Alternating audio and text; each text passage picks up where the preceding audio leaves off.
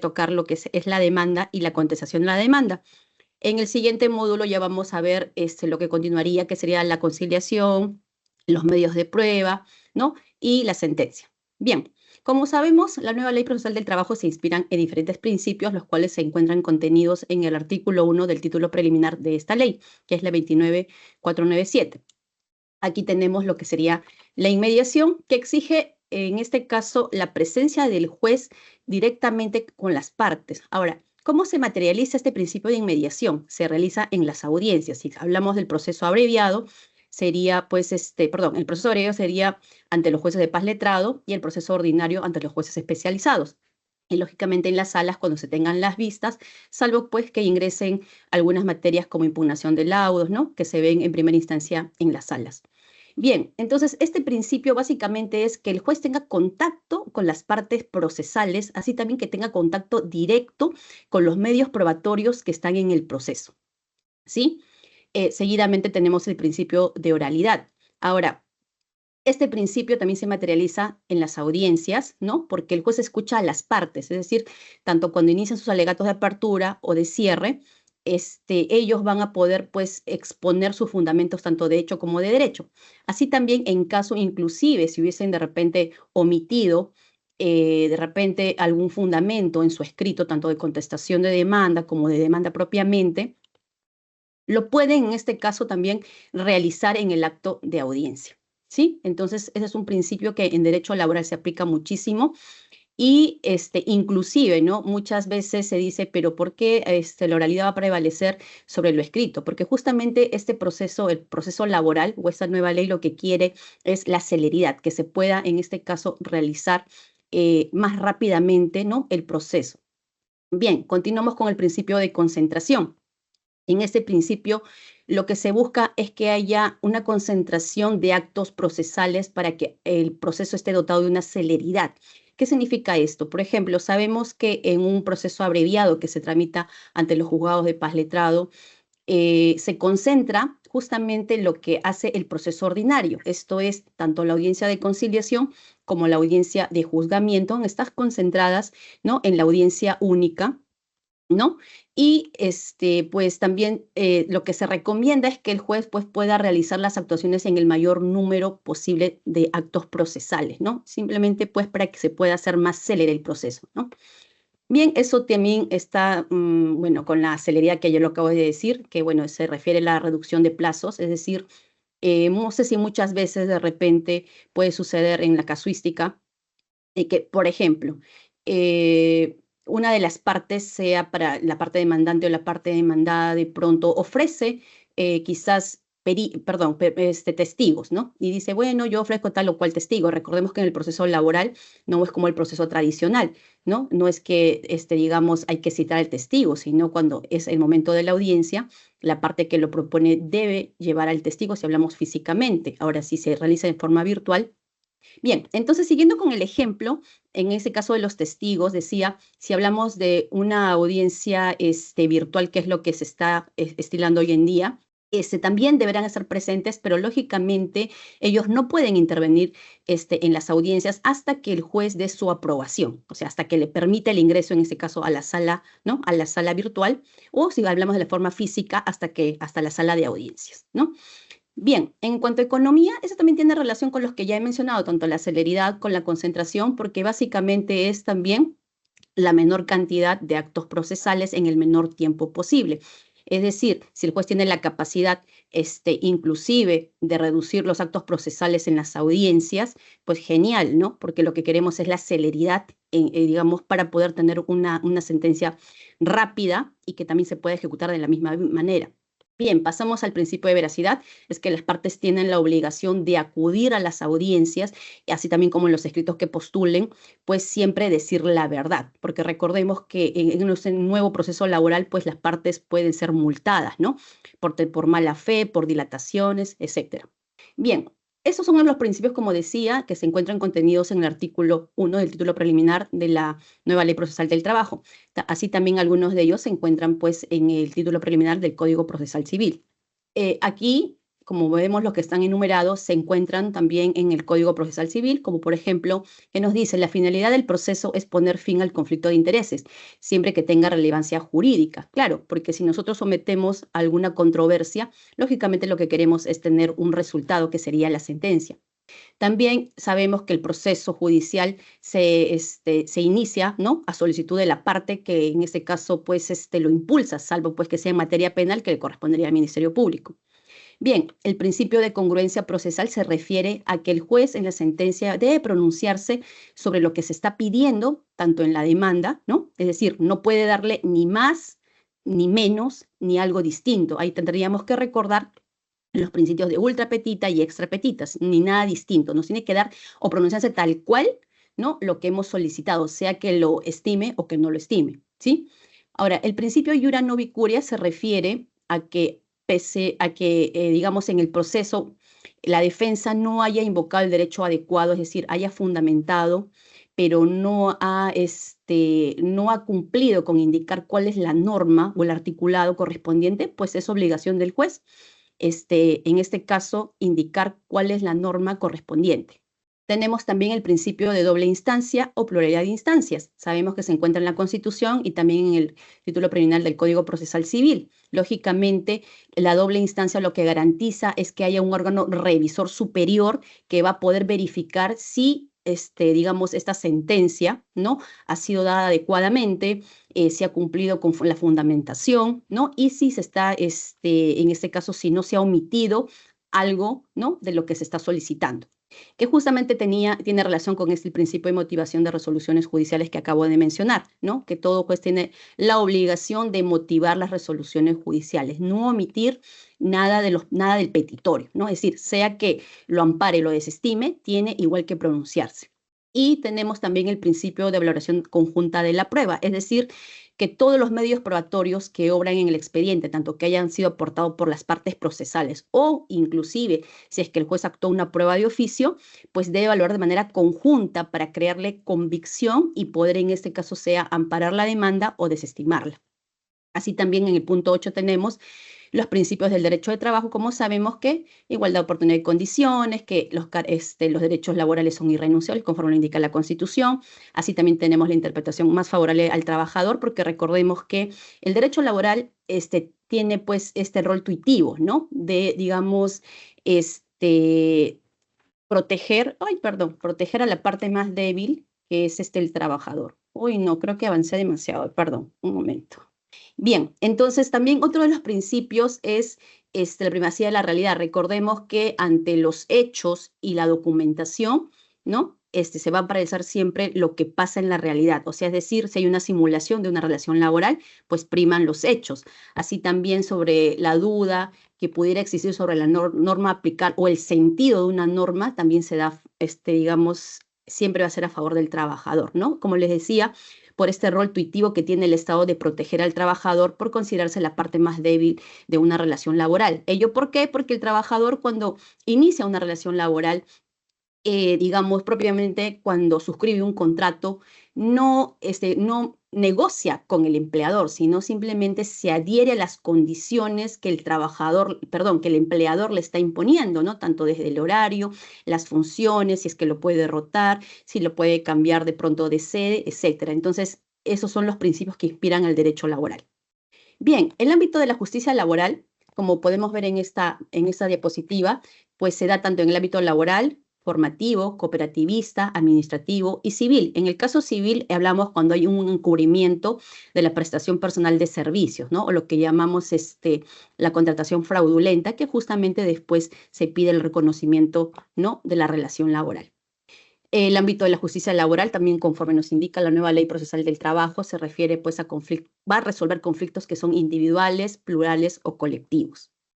Bien, los momentos en los que se van, en este caso, a producir estos conflictos que van a resolver van a ser previos a la prestación, durante la prestación o de manera posterior a la prestación del servicio.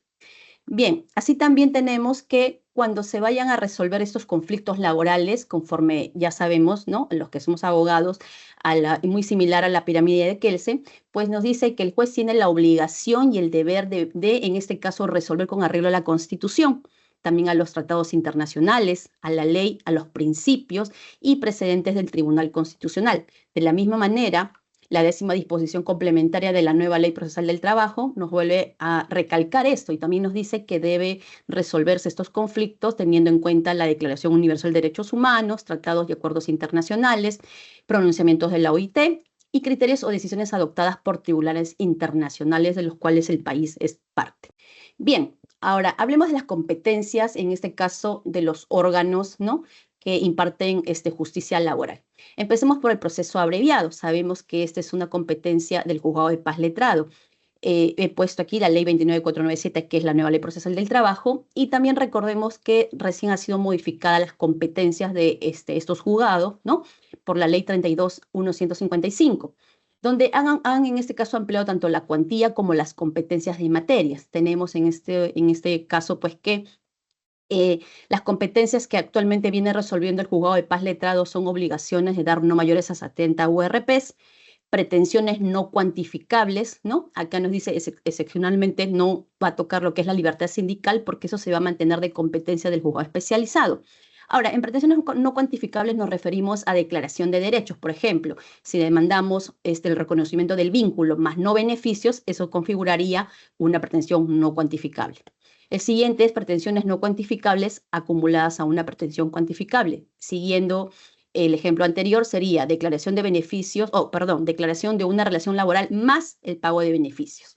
También tenemos la impugnación de sanciones disciplinarias distintas al despido, es decir, en este caso, amonestaciones en las cuales haya sanciones como de repente se le haya otorgado al trabajador o se le haya sancionado diciéndole, bueno, no vas a laborar por 1 día, 3 días, etcétera, ¿no? Y obviamente no han sido remunerados. Entonces, ese tipo de impugnaciones también las ve los juzgados de paz letrado. Bien, continuamos con los actos de hostilidad.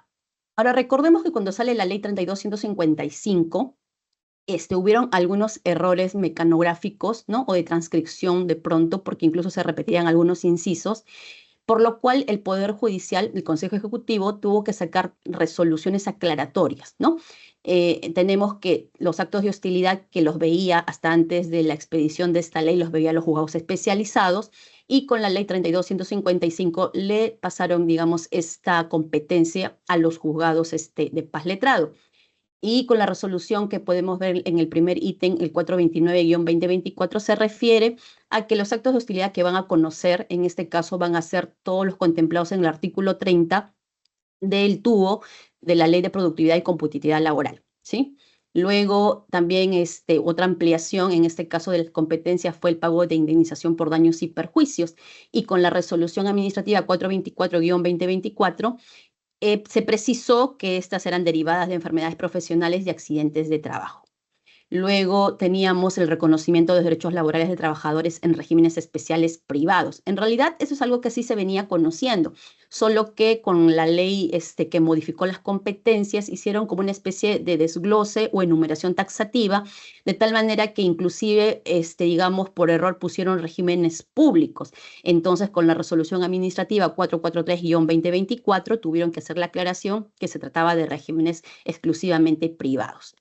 Bien, también tenemos de que otra de las competencias que se han enumerado ha sido el tema de aquellos por pagos indebidos, ¿no?, que de repente algún empleador había realizado al trabajador, entonces también es de competencia de los juzgados de paz letrado, y eso sería en procesos abreviados. Bien, ahora, en cuanto a los títulos ejecutivos que nos indica el artículo 57 de la nueva Ley Procesal del Trabajo, acá tiene enumerado qué considera como títulos ejecutivos, que son las resoluciones judiciales firmes, actas de conciliación judicial, laudos arbitrales firmes, resoluciones de la autoridad administrativa de trabajo, documento privado que contiene una transacción extrajudicial, el acta de conciliación extrajudicial. En este caso sería administrativa porque recordemos que no existe una entidad o institución privada que pueda conciliar en materia laboral, tan solo está autorizada pues el Ministerio de Trabajo. Bueno, también tenemos lo que serían la liquidación para cobranza de aportes previsionales del sistema privado de pensiones, que la ley los considera también como títulos ejecutivos, pero bueno, eso se tramitan con el decreto que vemos abajo en la última línea, que es el Decreto Supremo 054-97F, ¿no? Y que los considera también pues como títulos ejecutivos. ¿Qué significa eso? Que la ley les da un valor a esos documentos de tal manera que no necesitan hacer un procedimiento previo para que tengan esa fuerza, ¿no? De poder hacerse el cobro vía judicial.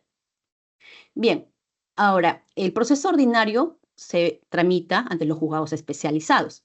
Como podemos ver aquí, nos dice, el proceso ordinario se refiere a pretensiones que vienen, ¿no? Relativas a protección de derechos individuales, plurales o colectivos, tanto en el nacimiento, desarrollo y extinción de la prestación de servicios, responsabilidad por daño patrimonial o extrapatrimonial, actos de discriminación en el acceso, ejecución y extinción de la relación laboral. El punto 4, recordemos que fue eliminado porque en este caso le trasladaron los actos de hostilidad al paz letrado, por eso pasamos al 5, que sería la responsabilidad civil por enfermedades profesionales. Aquí, recordemos, se diferencia por la cuantificación, ¿no? Paz letrados hasta 70 URPs, mientras que especializado es más de 70 URPs.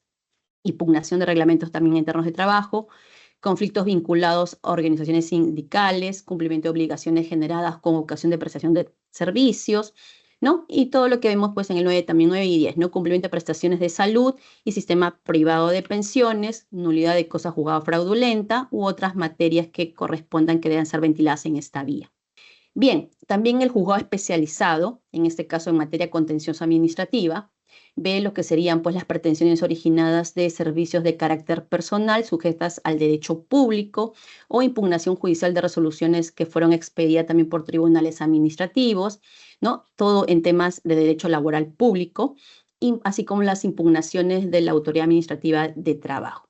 Ahora bien, también nos dice la norma que respecto a las relaciones de derecho público, dice de que no se requeriría el agotamiento de la vía administrativa, salvo o excepcionalmente que en dicho régimen se haya establecido un procedimiento previo para poder agotar esta vía y recién poder hacer la interposición, ¿no? Ante el Poder Judicial. Bien, en el caso también ven los especializados también lo que son los títulos ejecutivos cuando se refiere, ¿no? Recuerdo lo que yo desglosé, pero con, digamos, pretensiones mayores a 70 URPs, ¿no? Esa es la diferencia. Bien, en el caso de las salas superiores, como vemos, la competencia sería procesos de acción popular, anulación o impugnación de laudos, contiendas competenciales, conflictos entre juzgados de trabajo y autoridades administrativas, y bueno, otras que pudieran ventilarse, ¿no? En las salas. Ahora bien, en la demanda del proceso laboral. La propia ley, en el artículo 16 de la nueva Ley Procesal del Trabajo, nos dice cuáles son los requisitos que debe contener la demanda y nos remite a la norma procesal civil, específicamente el artículo 424 y 425. Después de eso también nos da algunos detalles de otros requisitos especiales. Bien, el 424 del CPC nos dice, pues, ¿no? Lo que toda demanda debe tener lo siguiente: la designación del juez, el nombre, datos de identidad, dirección del demandante, de la misma manera del demandado. Ahora, lógicamente, si el demandante no confiere por propio, ¿no? Por sí mismo, pues de su representante o su apoderado. Bien, también debe declarar en este caso la dirección del demandado, si no la conociera también debe indicarla. El petitorio, es decir, ¿no? Los fundamentos de su pretensión, los hechos en los que lo fundamenta, la fundamentación jurídica, es decir, la norma en la cual se ampara, el monto del petitorio, qué vía procedimental es la que le corresponde, los medios probatorios, ¿no? Y que esto debe ser firmado por el demandante o su representante o su apoderado. Eso serían, digamos, lo que nos dice la norma procesal civil. Así también esta norma nos dice que como anexos deben estar el documento de identidad del demandante o representante, el poder en caso que haya un tercero que lo represente, ¿no? Bueno, hablemos el 3 y el 4 nos habla de representación, también si es que concurre como masa hereditaria, como parte de una sucesión o en representación de su cónyuge, también debe acreditarlo, ¿no? Y todos los medios probatorios que estén destinados a sustentar sus pretensiones, así como otros medios probatorios que puedan servir.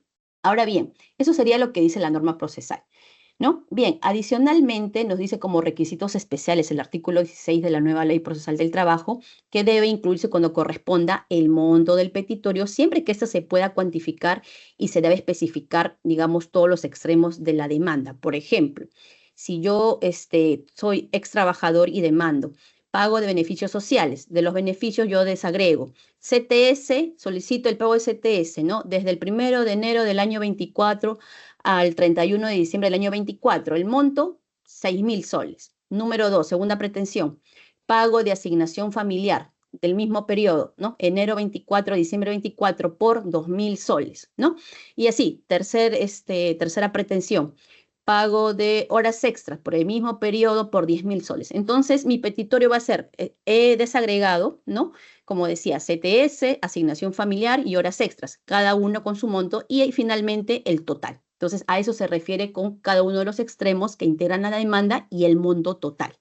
Otro de los requisitos especiales nos dice que no se debe incluir ningún pliego dirigido a la contraparte, sea testigos o peritos, porque ese era el modelo tradicional. Y recordemos que el nuevo proceso laboral lo que quiere es que sea más célere, más rápido, en este caso materializando los principios de oralidad, de inmediación, de celeridad, de economía, por lo que ya no se necesita eso. Es decir, en plena audiencia, el juez o la parte van a tener la libertad de poder hacer las preguntas, lógicamente siguiendo pues una pauta de hacerlas de una manera alturada y que sean concretas, que se puedan decir sí, no, y concretamente, y no que tampoco se dedique pues a contar toda una historia, porque lo que queremos es que simplemente sean preguntas prácticas, ¿no?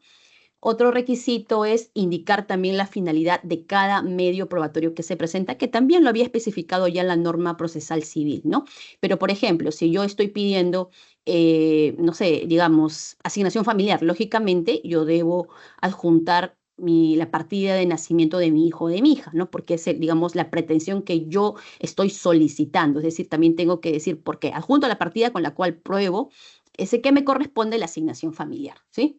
Ya, bien, otros supuestos o requisitos especiales nos dice que también se puede solicitar como pretensión el reconocimiento de los honorarios del abogado, ¿no? Eso es como una pretensión accesoria.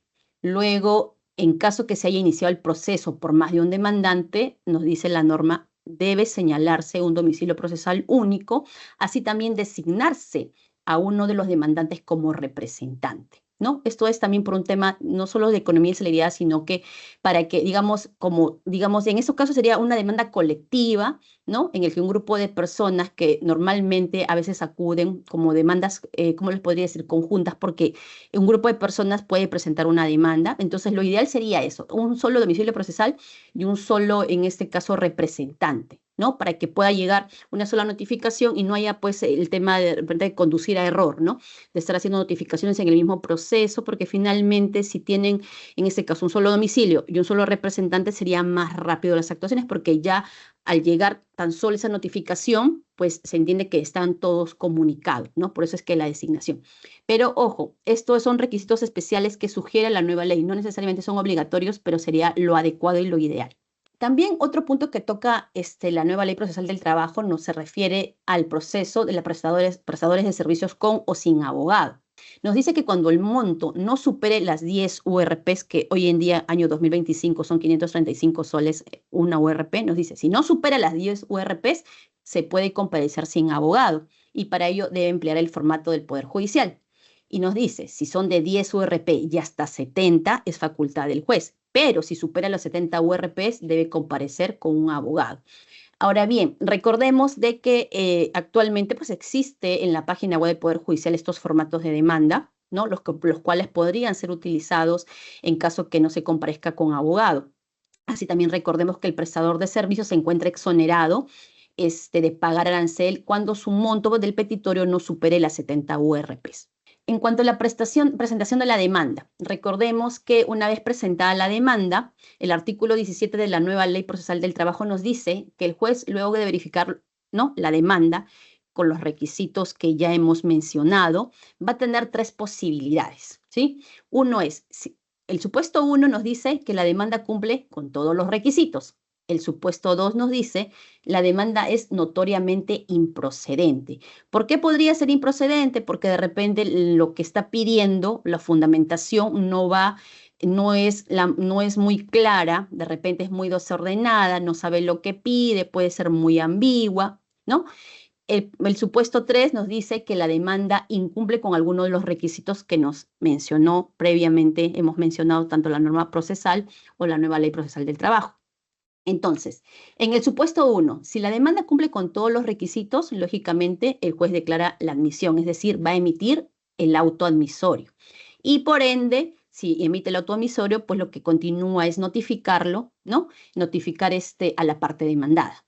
En el supuesto 2, decíamos que si la demanda es notoriamente improcedente, pues el juez la va a rechazar de plano, porque ¿no? Porque es ambigua, no está clara, no es precisa y no hay forma, en este caso no hay forma que la haya declarado inadmisible porque está totalmente mal todo, de pies a cabeza. Entonces, de plano es rechazada. En el supuesto 3 tenemos que incumple algunos de los requisitos, es decir, hay algo que, o sea, sí, digamos, la redacción quizás está algo más o menos encuadrada, pero como que falta arreglarla, por lo cual dice, bueno, es salvable, entonces vamos a declararla inadmisible y se le concede un plazo de 5 días para que pueda subsanar. Luego de ello, si dentro del plazo el demandante subsana adecuadamente, porque no se trata solo de que subsane en el plazo, porque podría subsanar en el plazo, pero haber, digamos, replicado el mismo efecto de la demanda o no haber hecho caso a las indicaciones. Entonces, el juez ahí también tendría que evaluar. Entonces, si el demandante presenta la subsanación en el plazo, pero subsanó adecuadamente, se admite a trámite, es decir, se emite el auto admisorio y sigue el proceso que es la notificación a la parte demandada. Pero si el demandante no presenta la subsanación dentro del plazo, esta es rechazada de plano. En realidad, acá se rechaza, ¿no? Se rechaza porque no subsanó en el plazo. Es decir, todas esas cosas se tienen, ¿no?, en cuenta. Si se rechaza, lógicamente lo que se va a disponer es la conclusión del proceso. Ahora bien, también recordemos aquí que en el caso tanto de la improcedencia como del rechazo son actos impugnables. También tienen 5 días las partes, en este caso, para poder apelar si no se encontrase de acuerdo con la decisión de que su demanda fue rechazada de plano por improcedente o que fue, en este caso, ¿no?, se declaró la conclusión. O sea, son apelables, ¿sí? Ahora hablaremos de la demanda. La norma nos dice que, recordemos, o sea, ay, perdón, esto es, sí, está bien, inadmisibilidad de la demanda. Y hemos visto qué requisitos debe tener la demanda, ¿no? El 424, el 425 y el artículo 16 de la nueva Ley Procesal del Trabajo respecto, ¿no?, a los requisitos especiales. Así también el 426 del Código Procesal Civil nos dice que la demanda será declarada inadmisible cuando no tenga los requisitos legales que ya hemos indicado, cuando no se acompañen los anexos o cuando el petitorio sea incompleto o impreciso, ¿correcto? O la vía procedimental que se indicó no corresponde.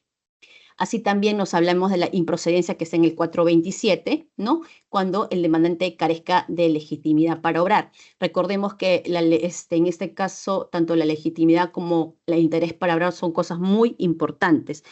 La legitimidad está referida a que el demandante sea, en este caso, el titular del derecho que reclama. Es decir, si yo no tengo en el proceso laboral, yo no he tenido la calidad de trabajador o ex trabajador, pues no podría demandar mi madre, mi hermana, mi esposa, salvo que tenga de pronto un poder de representación, ¿correcto?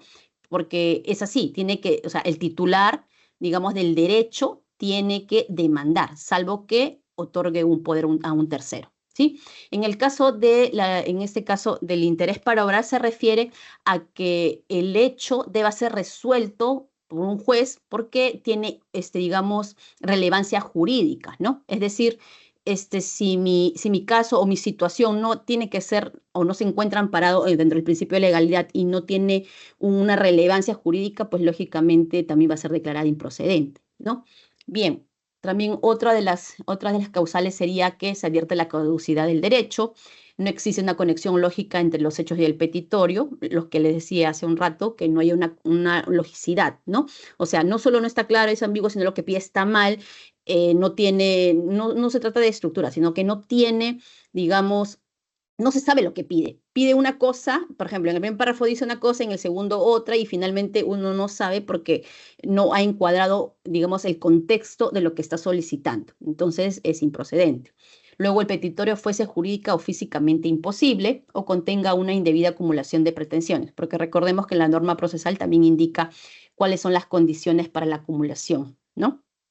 En ese caso, hemos así rápidamente terminado con lo que es la demanda, ¿no?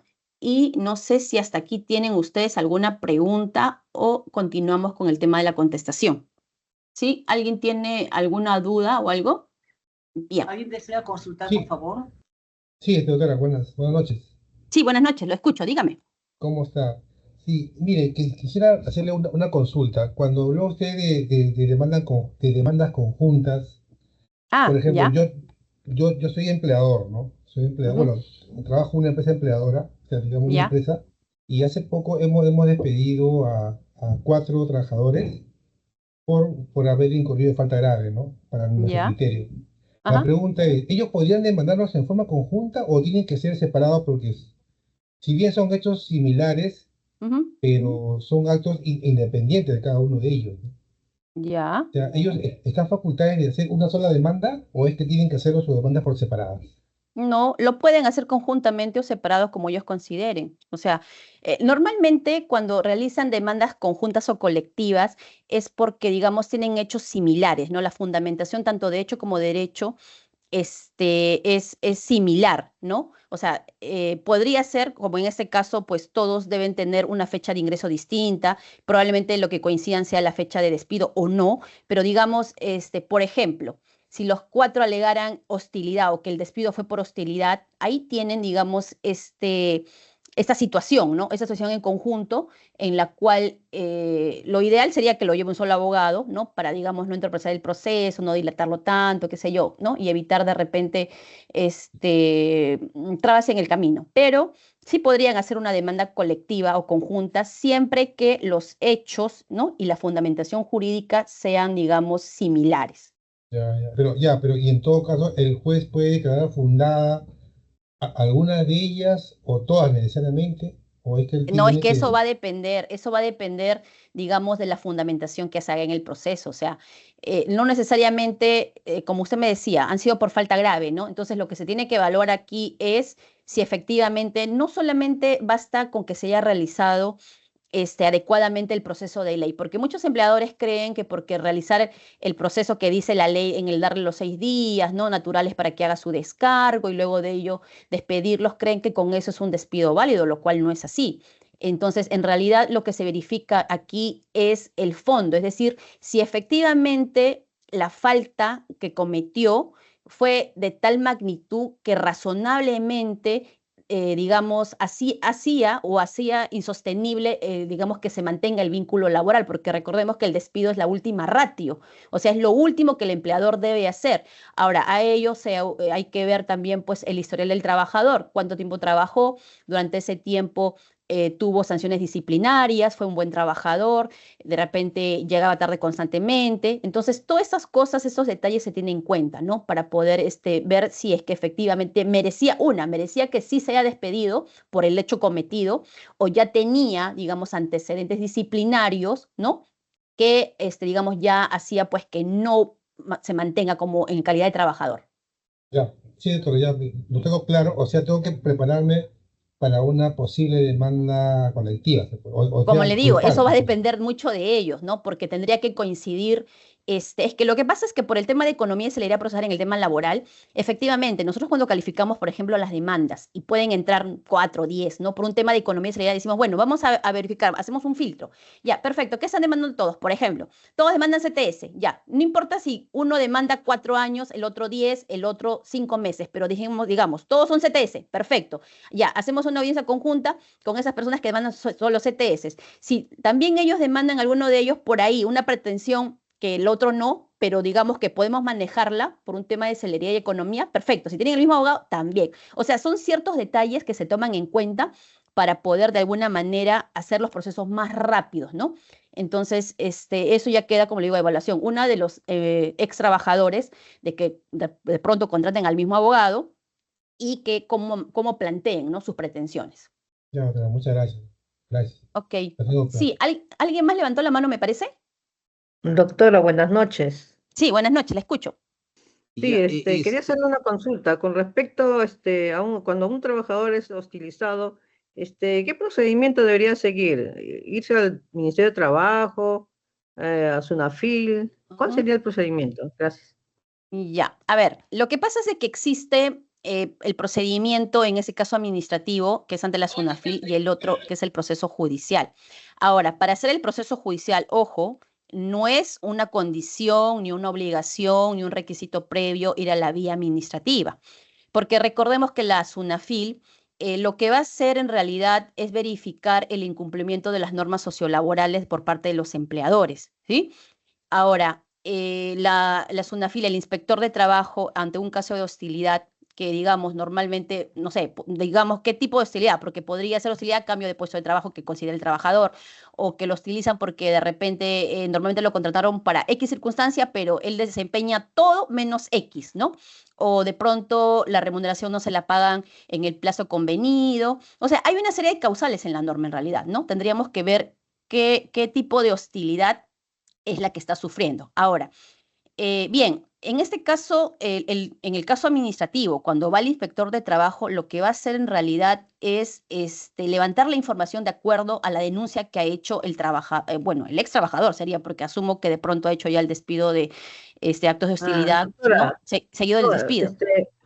sí, doctora, disculpe. No, sería un caso, por ejemplo, de un trabajador que se está reincorporando al Por sentencia trabajo, ¿no? judicial, Sí, por sentencia judicial, ya, ¿cómo se llama? Salió a favor de él, pero ya, el debería haber empleador realizado no quiere acatar la esto, orden pero hay uno, judicial, claro, no, no es un puesto similar no es igual al anterior, es algo ya, similar, pero no es realmente, ¿no? ya, porque es en el Estado o No, privado. privado. Ya, mire, en esos casos, bueno, en realidad en la práctica, en el tema judicial, si ya es una persona que tiene una orden judicial, lo único que le quedaría en realidad es seguir indicándole, bueno, recurrir al juez que vio el proceso principal y decirle, bueno, mi empleador no está cumpliendo. Ahora, en realidad en la norma lo único que tenemos para poder en este caso forzar o coaccionar al empleador es a través de las multas compulsivas, ¿no? Y sucesivas, porque, digamos, no tenemos más herramientas. Es decir, el empleador de pronto no acata porque dice, no, es que actualmente no tengo, digamos, esa plaza, pero tendría que demostrarlo estructuralmente por qué no tiene esa plaza, porque se entendería que cuando esa persona salió, quizás fue reemplazado por otra. Entonces, tendríamos que ver en el fondo qué es lo que argumenta el empleador, ¿no? O sea, ¿qué? Pero sin embargo, existe un principio que es el cumplimiento de resoluciones judiciales, es decir, toda persona o sea, toda persona tiene que darle cumplimiento a las sentencias judiciales. O sea, eso está en la Constitución, en la Ley Orgánica del Poder Judicial, ¿no? Y hay responsabilidad. Inclusive, se puede llegar a la denuncia, ¿no? A la denuncia del Ministerio Público por desacato a la autoridad judicial. Pero, sí, pues, pero sí eso constituye una hostilidad porque, digamos, una vez agotado todo esto de que él es renuente el empleador, bueno, usted lo único, si es que es una posibilidad que considera de pronto, es la hostilidad, o sea, autodespedirse, pero yo entiendo que si ha pedido la reposición es por tener un tema de estabilidad o de pronto porque le correspondía en realidad tener esa estabilidad laboral. Ahora, volviendo a lo que terminaba de explicar respecto a SUNAFIL. SUNAFIL lo que va a hacer es finalmente emitir un acta, ¿no? El acta de inspección en el cual va a indicar cuáles son las apreciaciones o los hechos que ha sido, digamos, que ha podido recabar, sea por terceras personas o por la documentación que le ha facilitado el empleador. Pero lo que va a hacer en realidad es, si verifica o de ese informe concluye que el empleador pues sí ha tenido faltas, ¿no? En el incumplimiento de las normas sociolaborales, es multarlo. Pero estas multas van a ser a favor del Estado, no a favor del trabajador. Ahora, como les decía al inicio, no es un requisito que el Poder Judicial le pida, haga su inspección laboral. No, eso no existe. O sea, el trabajador, si considera, puede, digamos, autodespedirse porque existe un procedimiento, ¿no? Que lo indica la ley para, cuando uno digamos, se encuentra hostilizado, primero le tiene que indicar a su jefe inmediato o de recursos humanos, decirle, mira, yo me siento hostilizado por tal o cuales razones, ¿no? Sustentarlas. Así que yo, espero que usted como mi jefe o como recursos humanos haga algo al respecto. Entonces, ellos deberían actuar dentro de un procedimiento interno. Luego, si esta situación continúa, entonces el trabajador se autodespide, es decir, bueno, yo me autodespido, ¿no? Y me voy al Poder Judicial y reclamaría mi indemnización, ¿no? O sea, eso es en realidad, ¿no? Respondiendo a su pregunta. No sé si está claro o desea de repente algún detalle adicional. Sí, doctora, gracias, está claro, está claro. Correcto. Bien, ¿alguna otra Una pregunta, señores? pregunta, Sí, una sí, claro. pregunta. En el caso de los problemas entre el sindicato, entre juntas, cuando existe una impugnación entre ellos, ¿eso va al juez de paz o al juez de primera Pero instancia? o sea, impugnación de qué? Por ejemplo, se impugna la elección de la ¿De la junta junta de propietarios o algo así? ¿O junta de la de qué? junta la junta de sindicato. Junta del sindicato. No, pero, o sea, Claro, allá, entre ustedes quieren pedir la sindicatos, o nulidad sea, de los las problemas elecciones del sindicato. así es. Ya, pero eso no lo ve el juez laboral. O sea, porque No, aquí sí, sí, nosotros, o sí. sea, no, a ver, pero la materia, porque no estamos hablando de un laudo, no Por estamos hablando, ejemplo, por ajá, ejemplo, los integrantes de un impugnan yo tengo una de esos se ha empezado en el juzgado de laboral, pero, ¿no? Y o sea, ahora, la y materia ahora me con la refiero. nueva ley, ¿a dónde va? ¿A qué se refiere? Ah, ya, o sea, ¿qué órgano lo va a ver? ¿Si un PAS letrado o un Sí, especializado? ¿A eso se refiere? sí.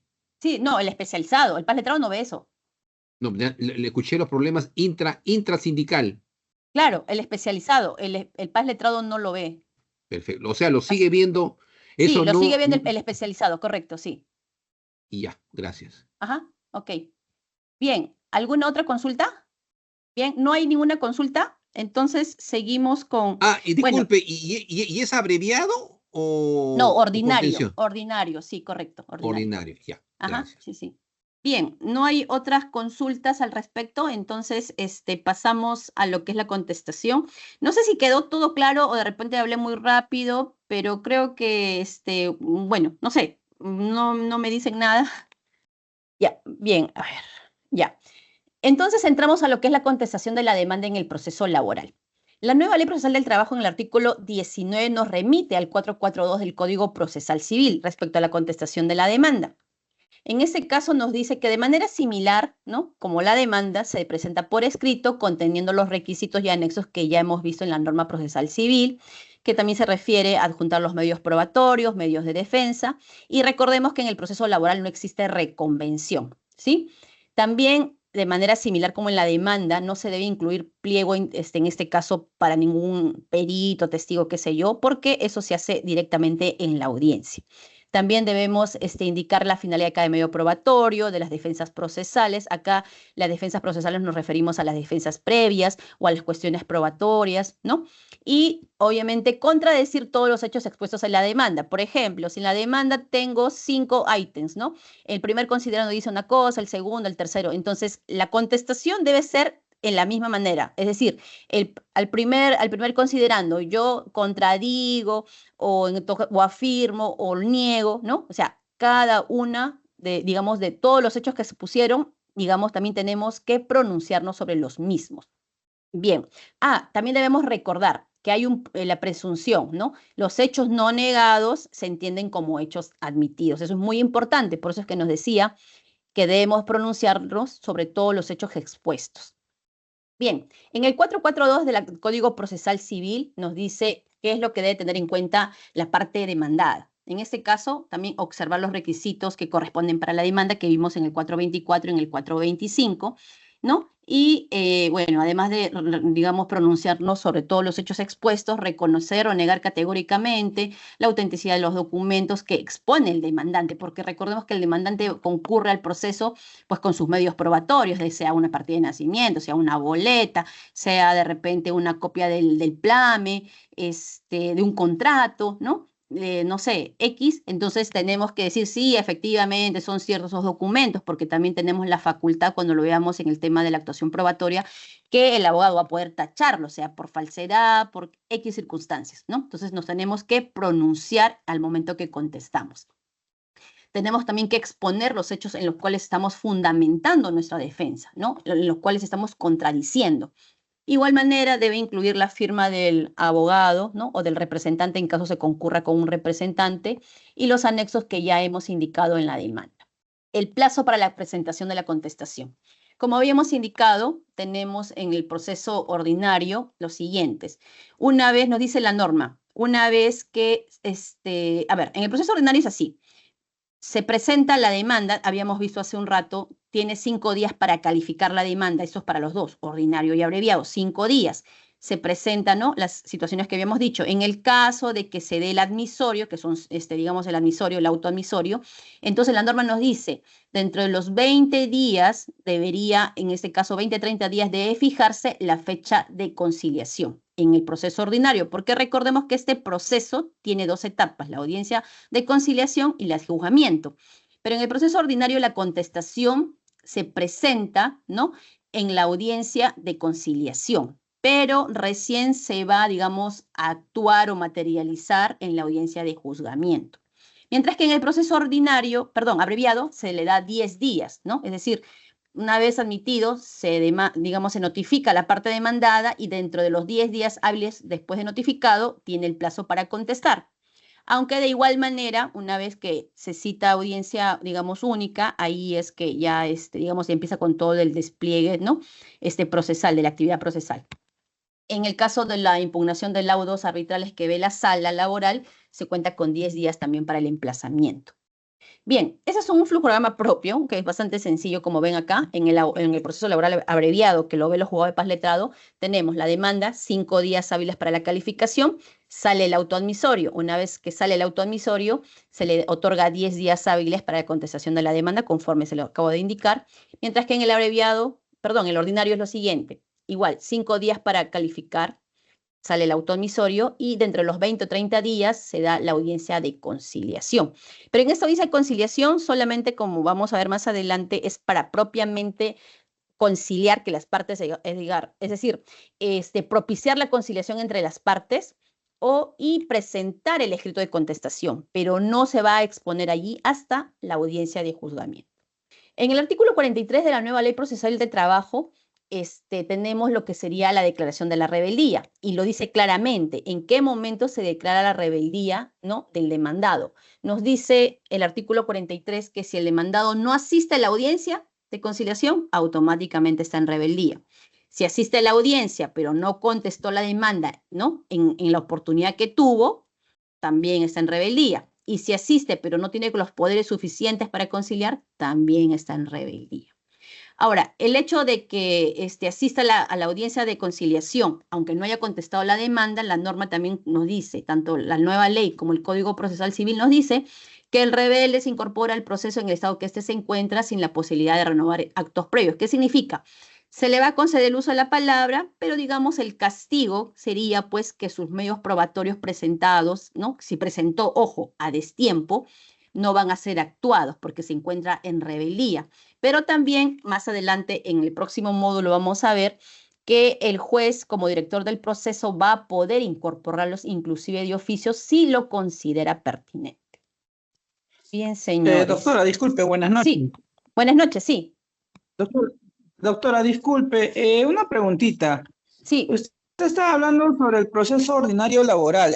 ¿Cuántos días tiene el demandante para poder presentar su demanda, en este caso cuando ha sido despedido, ¿no?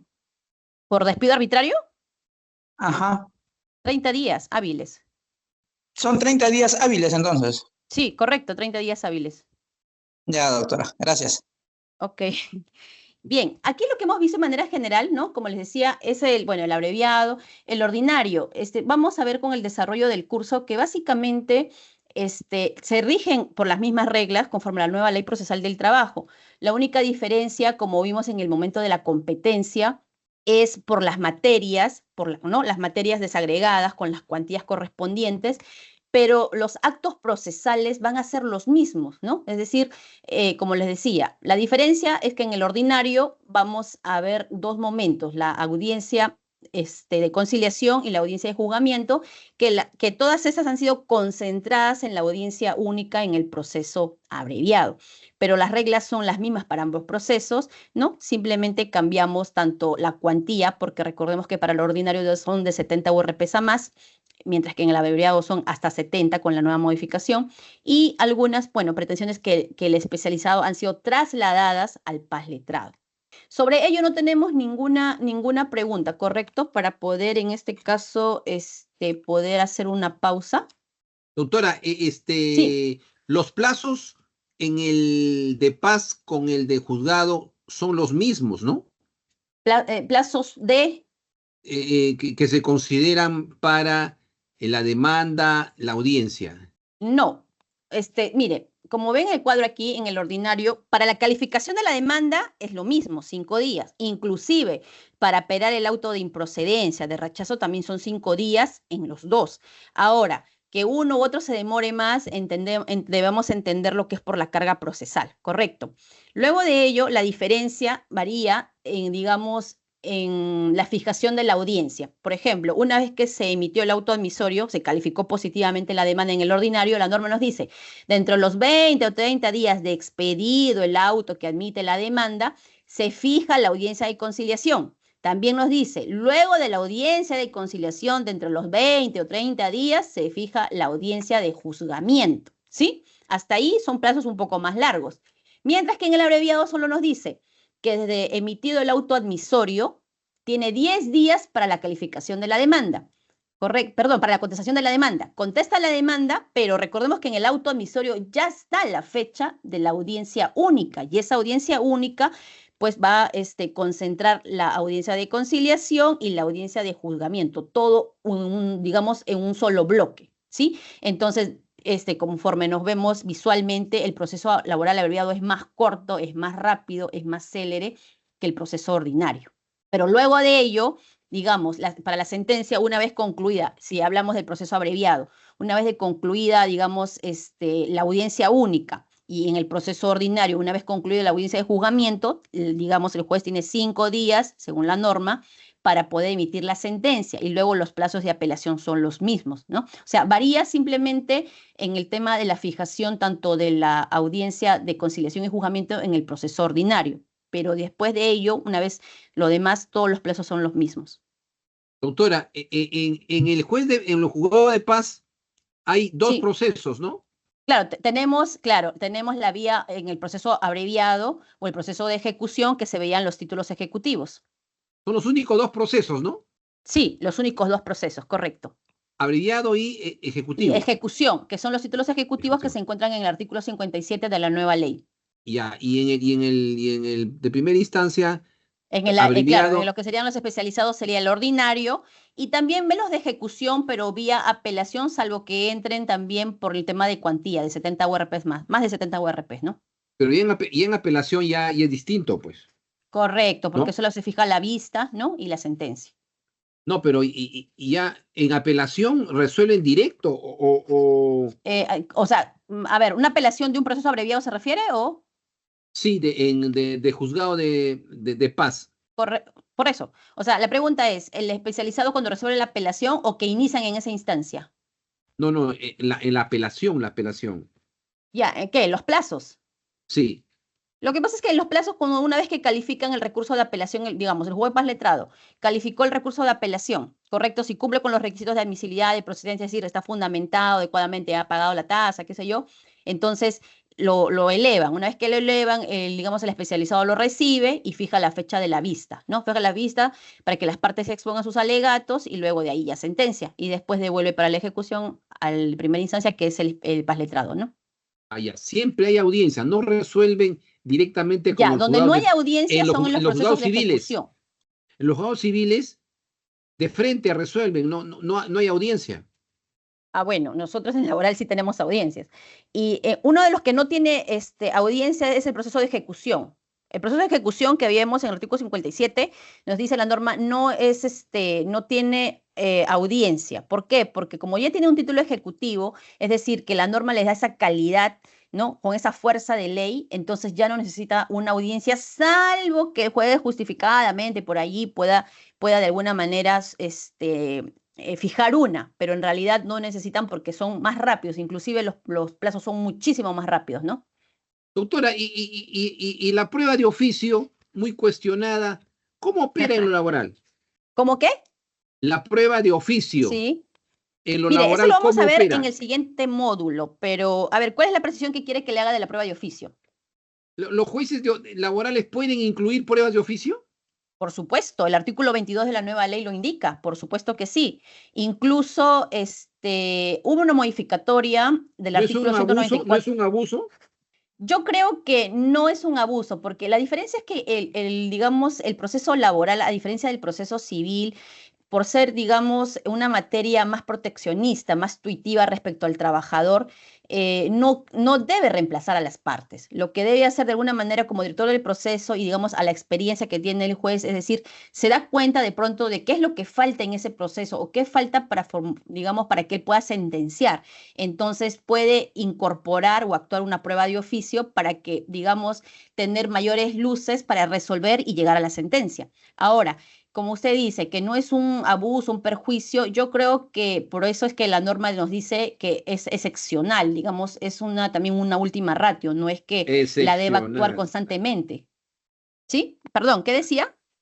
¿Y se puede apelar de eso?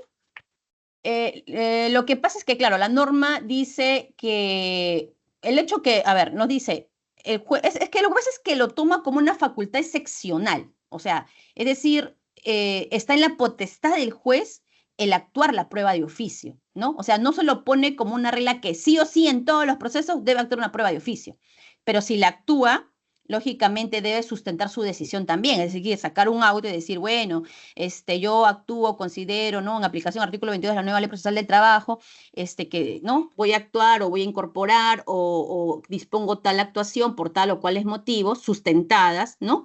Y obviamente también darle el derecho a la otra parte para que formule el contradictorio. Es decir, yo no simplemente voy a incorporar, salvo que incorpore pues de pronto una planilla, qué sé yo, algo que de repente es bastante sencillo porque recordemos que actualmente los jueces, ¿no?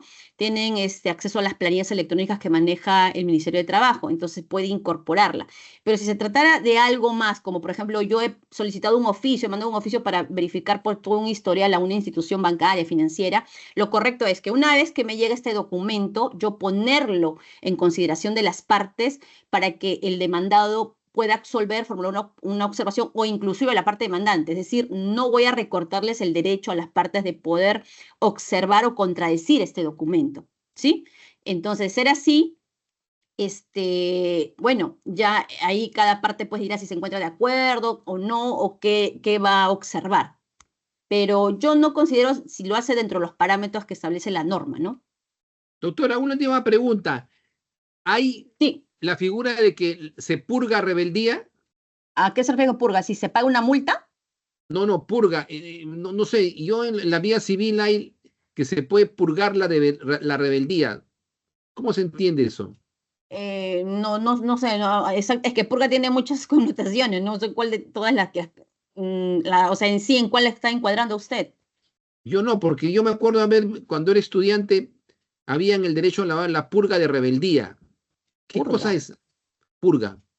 purga, bueno, no lo he usado, no lo he escuchado tampoco, yo lo tomaría como de pronto, según lo que usted dice, de repente como una sanción, de No, como quizás. una, como adecuarse, entrar al proceso. Pero eso es lo que les decía en la última, bueno, en la última PPT que puse aquí, que el de rebelde se incorpora al proceso. O sea, eso sí está en la norma, tanto la nueva ley procesal del trabajo como el Código Procesal Civil nos dice que el rebelde se incorpora al proceso en el estado que se encuentra. Es decir, en el primer supuesto tenemos, el demandado no asiste a la audiencia de conciliación, bueno, rebeldía automática porque no asistió. La siguiente nos dice, asiste pero no contestó la demanda. Es decir, dentro del plazo que se le dio, sea en el abreviado o en el ordinario, no contestó la demanda, pero sí asistió. Entonces, digamos, la sanción que va a tener es que se incorpora. Perfecto, va a tener el uso de la palabra, pero, digamos, no va a poder actuarse sus medios probatorios, ¿no? No, porque es una sanción, ¿sí?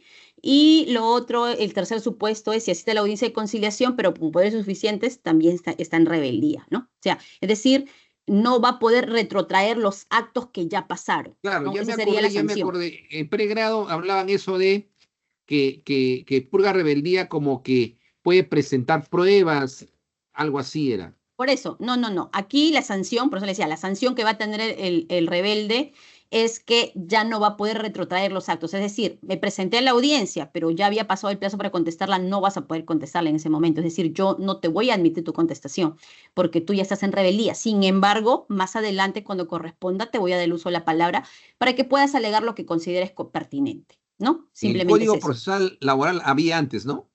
Eso. No, en la nueva ley lo dice así y también está en concordancia con el Código Procesal Civil. Sí, así lo dicen ambos. O sea, la nueva ley en realidad ha recopilado ese articulado. Gracias, doctora, gracias. Sí, bien, bien, señores, entonces no habiendo más Sí, consultas. doctora, buenas noches. Quisiera hacer una Sí, consulta, sí, por a ver, la favor. escucho, dígame. Respecto a esto de la rebeldía. En el Ya. tercer supuesto, dice si asiste a la audiencia de conciliación, pero con poderes insuficientes. ¿Qué pasa con las procuradurías públicas que cuando ellos se presentan a las audiencias de conciliación mencionan que no tienen la autoritativa y el juez Correcto. no los declara rebeldes? Bueno, yo las audiencias que he tenido, no, pero lo que pasa es de que en este caso los poderes que ellos presentan son para conciliar, o sea, es decir, no tienen los poderes porque ellos siempre nos dicen, mire, no, usted sabe que como institución pública no tenemos poderes para conciliar, pero sí tienen poderes para, digamos, seguir el desarrollo de la audiencia. ¿Sí? ¿Me escuchó? Perdón, sí, sí, sí. Ay, perdón. Sí, doctora, muchas gracias. Ok, bien. Bien, señores, Doctora, vamos una a hacer... consulta. Sí, Doctora, disculpe, una consulta. ya. A ver, en orden, ¿sí? Dígame. Sí, los escucho. Doctora, sí, doctora, una consulta. O sea, yo tengo una pregunta. En los casos de un despido arbitrario, Ujú. cuando Sí. el demandante, cuando la persona afectada solicita la expedición de una FIL, ¿eso suspende los plazos para interponer la demanda dentro de los 30 días? Pero, a ver, pero ha hecho una inspección. Usted quiere saber si se interpone la demanda. No, solamente se interpone con la conciliación administrativa, nada más. No, o sea, me refiero a que yo tengo un caso en la cual Ujú. le hacen despido arbitrario al Ya, Finado, ok. Pero él, no, o sea, no va, desde ahí, desde su despido, tiene 30 días para interponer la hábiles. demanda. Correcto. Claro, 30 días, ahí está. Ujú. 30 días hábiles, pero él opta por ir a la conciliación, a la vía administrativa. Su denuncia es una FIL viene, verifica, pero Ya. él interpone la demanda fuera, o sea, ya fuera pasando los plazos de los 30 días. Por eso mi Ya. pregunta es, ¿se suspende eso, o sea, hasta No, que Sunafil se apersone a la empresa, saca su resolución de que si hay un despido arbitrario, suspende eso el plazo para... no lo suspende. La única condición que suspende sería si el demandante, bueno, el posible demandante acreditase que se mantuvo, digamos, el plazo o porque estaba esperando una conciliación administrativa ante la autoridad administrativa, nada más. Por eso, entonces, ¿sí lo suspende?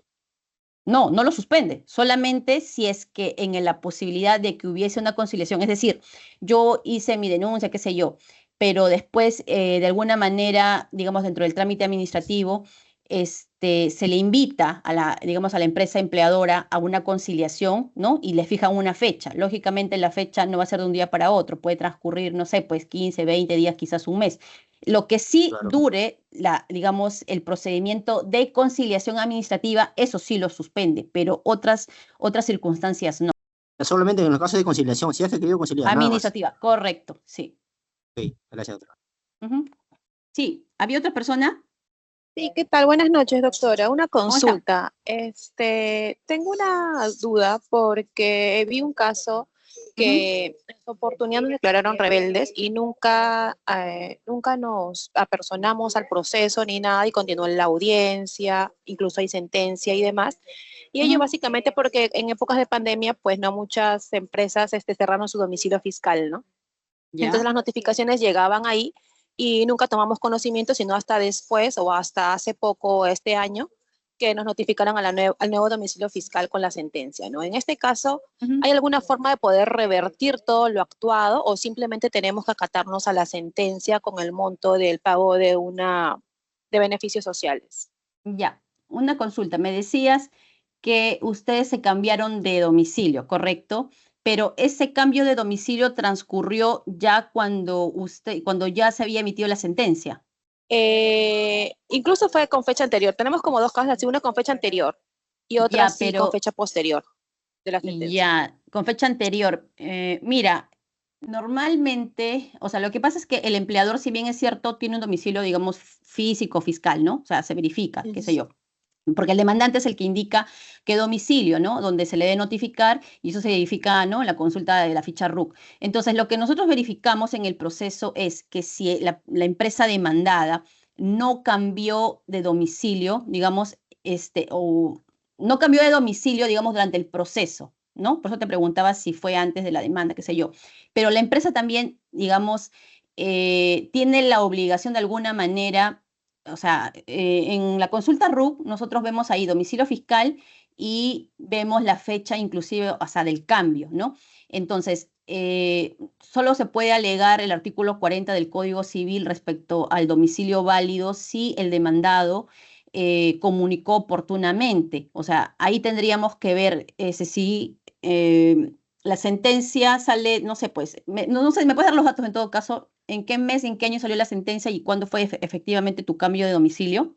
Claro, por ejemplo, nosotros variamos de domicilio fiscal el 31 de octubre del 2022 y tenemos ¿Ya? sentencia de antes de esta fecha y tenemos en otro caso una sentencia posterior a esta fecha. Pero claramente, como Ujú. los primeros actuados fueron notificados al primer domicilio fiscal, nunca nos ¿Ya? enteramos de nada, sino hasta la sentencia, ¿no? Entonces, nosotros hemos Ya, presentado hay una pausa, inclusive. una pausa. Como me dices que estábamos en pandemia, entonces ustedes en ese domicilio que aún no cambiaban, que estaba en trámite el proceso antes de la sentencia, no funcionaba, es decir, no había ni un nadie de seguridad, no había ninguna persona, nada. Nada, o sea, el domicilio estaba completamente cerrado, ¿no? ¿Ya? Y aparentemente lo dejarían seguramente bajo puerta, pero no había ni vigilante, no había nada. O sea, se dejó en abandono el domicilio en realidad. Ya, ok. Luego de ello, bueno, ustedes, digamos, no se enteraron y ya se han enterado ahora que están en otro domicilio. Pero ¿cómo se han enterado del cambio del domicilio en el juzgado? Eso es lo que yo no entiendo, ¿no? Yo supongo que debe de ya ser porque habrán actualizado seguramente ante tantas o sea, negativas de no presentarnos a ninguna audiencia ni nada, habrán Ujú. variado el domicilio, se habrán dado cuenta de que ya variamos en el 2022 y nos empiezan a notificar. Ya, pero Sin te embargo, nosotros, notifican cuando ya está la sentencia, ¿cierto? sí, correcto, ¿Ya nos está en notifican ya con ejecución la o sentencia. estaba en ejecución, asumo, porque como no había rebeldía, pasó automáticamente a Está en ejecución? sentencia y una ya está en ejecución. Mira, hay una figura, si bien es cierto, o sea, recordemos nosotros, bueno, los que hemos estudiado derecho, no sé si todos son aquí abogados, el tema, recordemos de la preclusión, ¿no? Que hay etapas. También tenemos el tema de la cosa juzgada, porque lógicamente si la parte no apeló, se entiende que consintió y constituye cosa juzgada o ejecutoriada. Ahora, ha sucedido casos, incluso yo alguna vez he sacado un auto en el cual, pese que yo ya tenía en ejecución un proceso y que ya estaba inclusive con orden de retenciones en el banco, he declarado la nulidad de todo lo actuado, pero porque la parte demandada o ejecutada, digámoslo, me acreditó que efectivamente el domicilio donde le había llegado no había forma de que este domicilio no, o sea, no coincidía digamos, con la descripción que daba el notificador judicial, ¿no? Porque recordemos cuando dejan bajo puertas, siempre dejan ahí pues el número del suministro, la fachada, el color, los pisos, si hay reja, porte de madera, qué sé yo. Deja una serie de detalles, es una obligación, ¿no? Del notificador judicial cuando deja el preaviso y después cuando notifica.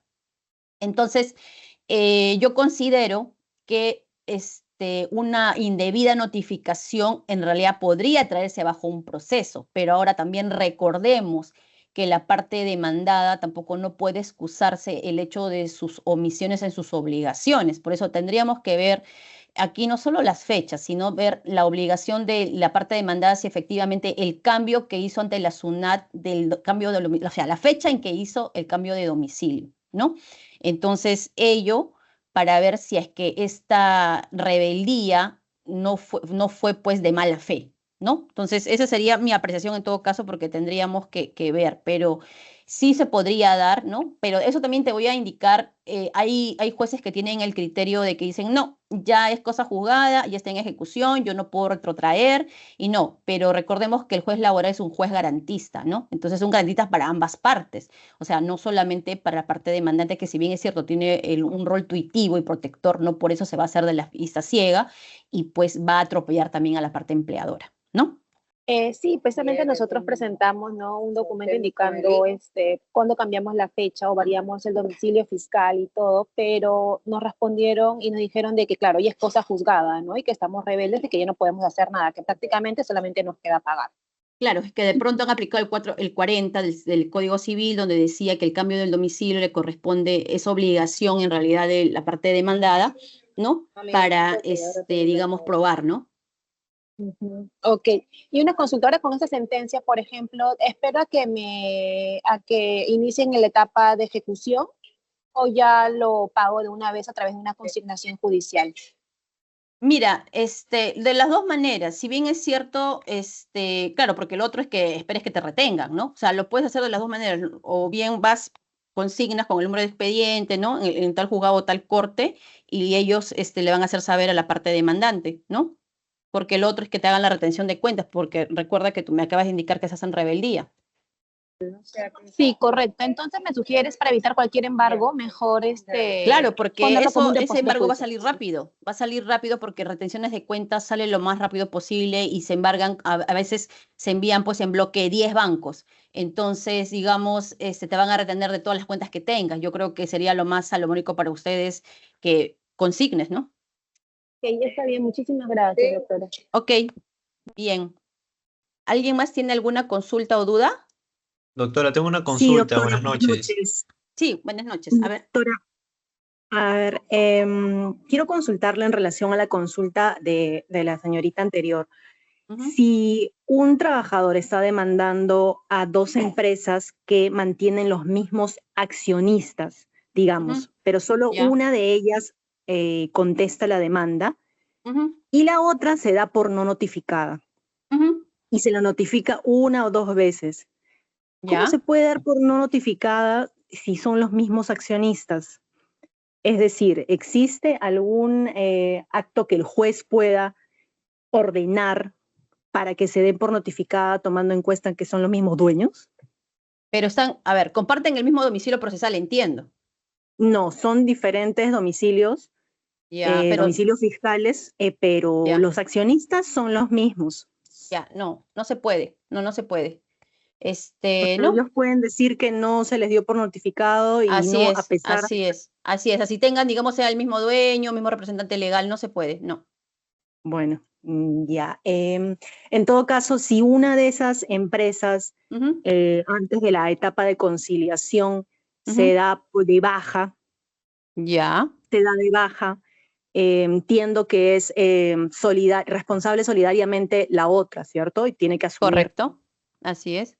Ya, esa era mi duda. Muchas gracias. Ok. Sí, es igual como que, por ejemplo, en temas de notificaciones, ¿no? Es decir, empresas, bastante se ve mucho eso, ¿no? Cuando hay vinculación económica, empresarial, qué sé yo, pero la norma es clara, no puedes darse por notificados por más, inclusive si tuviesen el mismo domicilio fiscal y tengan la misma oficina, pero si no hay certeza de que la otra parte fue notificada, no se puede, ¿no? Inclusive, no se puede, o sea, sería atentar contra su derecho de defensa, en realidad, no se puede hacer eso. Bien, antes de ir a la pausa, ¿alguna otra consulta más? Sí, profesora, tengo una consulta. Sí, dígame. Mire, ¿qué pasa en el caso de que existe un mandato judicial, ¿no? De reposición, señalan fecha y hora para la diligencia Ya, y que se lleve a cabo en la misma empresa, ¿no? ¿Y qué pasa ya, si no asiste la parte demandante? ¿Qué no podría hacer la asiste. empresa? Ajá, no asiste a la diligencia. ¿Qué podría hacer la Ya, empresa? ¿Podría comenzar a correr los días de trabajo y al tercer día que pero ¿cuántos no días está? no ha ido? O sea, es decir, te fijan una fecha, se entiende de que ya te Claro, vas a reincorporar a labores. ¿Y cuál ha sido el exacto. motivo por el que no ha ido la parte demandante que se entiende es no solo la afectada, sino la más preocupada? Interesada. Ajá. No, no, simplemente no expuso, quizá, no sé, ha tenido algún contratiempo, no sé, pero Bueno, al final no asistió, la ¿no? recomendación sería en todo caso para la empresa o el empleador hacer de conocimiento al juzgado, haciéndole ver, digamos, la conducta del trabajador, ¿no? Del trabajador que, pues, obviamente no muestra ningún tipo de interés y tampoco ha justificado.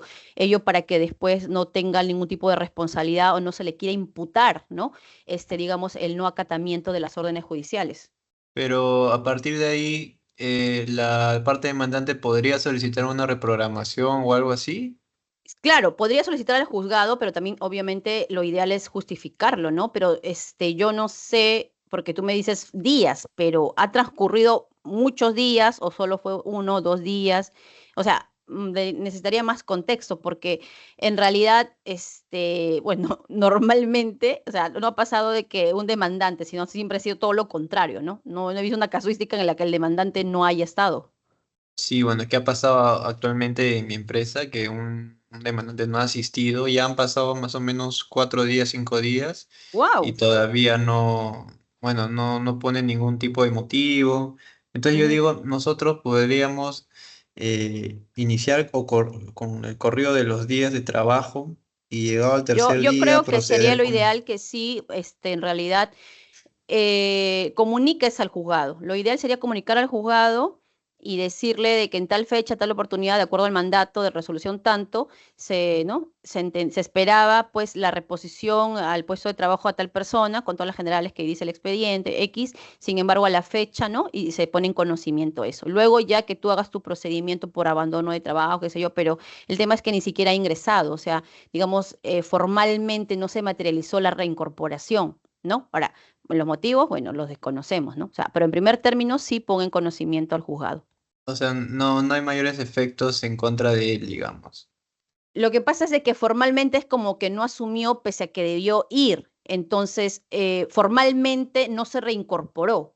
Entonces, no podría correr. Si bien es cierto, hubo el mandato, es responsabilidad, ¿no?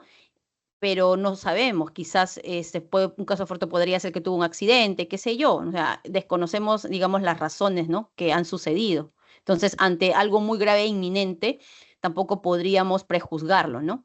Y ya, y la última consulta, ¿y qué pasa en el mismo contexto que no, o sea, no, que no es que no asista, sino que llegó, no sé, 40 minutos tarde de la hora fijada? Bueno, ¿Habría la opción de no bueno, atenderlo o sí claro, es un tendríamos que tema de atenderlo? negligencia, pero si hay motivos que lo justifican, también puede ser un choque, qué sé yo. Entonces, yo creo que en temas imprevisibles hoy en día, pues, escapan de nosotros, ¿no? Entonces, de pronto podría reprogramarse la diligencia nuevamente, pero más allá de una negligencia, si está fundamentada y sustentada, yo no le vería mayor reparo, ¿no? O sea, nosotros como empresa podríamos indicar que reprogramen la fecha y hora, por último. Claro, porque el tema de que ustedes tenían previsto, pues, ¿no? Que de repente el jefe de recursos humanos estaba allí, después ya no podía, no sé, X circunstancias, ¿no? Ujú. Pero no Ok, me parece algo tan grave como el primer caso que me comentaste, ¿no? claro. Muchas gracias. Bien, señores, ahora vamos a hacer una pausa y retornamos en 25 minutos más o menos. Y bueno, si tienen otras consultas, las vemos después del break, ¿sí? Muy bien, doctora. Gracias. Buenas noches, ¿bien? ¿Me escuchan? Doctor. Sí, doctora, correcto. Sí, doctora. Correcto, Sí, bien. doctora. A ver, justo estaba revisando aquí, les compartiré. A ver, un momento, déjenme abrir, que les quiero compartir justamente unos modelos. ¿Sí? ¿Lo pueden visualizar, señores? Sí, doctora, se puede visualizar. Sí, doctora. Ya, correcto. Bien, como ven aquí, este es un modelo de un auto admisorio, ¿no? Este me parece qué tipo de proceso es materia, pago de beneficios sociales, o sea, proceso abreviado, porque según la sumilla, como vemos aquí, está en paz letrado. Bien, por ejemplo, bueno, aquí da cuenta la razón, ¿no? Que la secretaria asumió funciones, procede a dar cuenta del expediente, ¿no? Que ingresó vía web, ¿no? En este caso por la mesa de partes electrónicas, digamos, se trata de un expediente eje. Recordando que los expedientes ejes entraron en funcionamiento, digamos, desde el 7 de agosto del año 2020. Bien, aquí, pues en el primer considerando, como ven, nos habla de la demanda, que es un acto jurídico, indica la base legal, como habíamos indicado, ¿no? Las bases legales de la nueva Ley Procesal del Trabajo, con el Código Procesal Civil. También en el segundo considerando, menciona el artículo 1, que serían los principios, ¿no? Del proceso laboral que mencionamos al inicio de la clase. El tercer ítem ya nos habla de las pretensiones.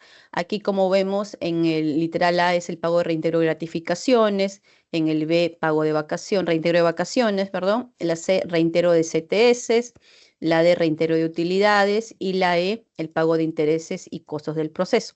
Recordando de que cuando veíamos de cómo se interpone la demanda, se debía cuantificar y digamos cada extremo, y después, como dice aquí en el último párrafo, todo por la cuantía de, ¿no? O sea, el total. Se hace un desglose o una enumeración de las pretensiones con los periodos, los montos, ¿no? Y el monto total. Aquí, por ejemplo, si bien acá no han puesto en las gratificaciones, lo correcto debía ser que el reintegro de gratificaciones por el monto de, por ejemplo, 2.000, el B por el 3.000, de tal manera que del A al D sumen todo o cuantificado 22.579, porque recordemos que los intereses legales y los costos no forman parte, digamos, del petitorio, ¿no? De la cuantificación.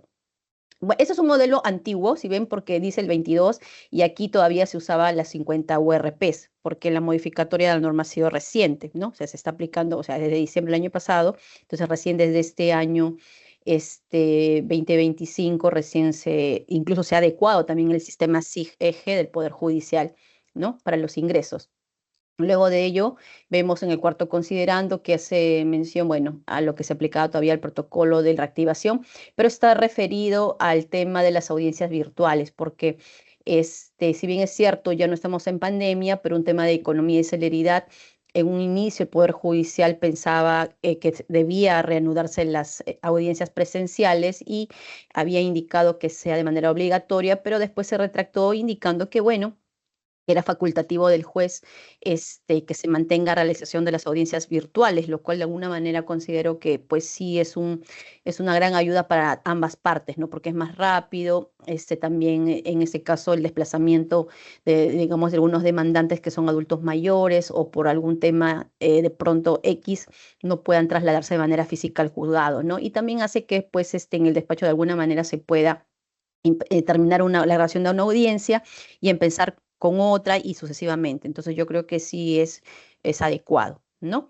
Bien, entonces, bueno, luego de poner las bases legales de las resoluciones administrativas que permiten lo que es las audiencias virtuales, ¿no? Pues se pone aquí, se resuelve, en este caso es un auto admisorio porque hemos verificado que concurre con los requisitos de admisibilidad y procedencia, ¿no? Es decir, todo está claro el petitorio con la fundamentación de hecho y de derecho. Entonces, aquí vemos que se admite a trámite, ¿no? La demanda de pago de beneficios sociales a favor de tal persona contra tal empresa, ¿no? Y acá también indica la casilla electrónica donde se le va a notificar, ¿no? Bien, se emplaza en este caso a CIMA, ¿no? En el plazo de 10 días para que cumpla con contestar la demanda, ¿no? Asimismo, te dice acá, cumple con señalar de manera obligatoria su casilla electrónica por bajo procedimiento de multa.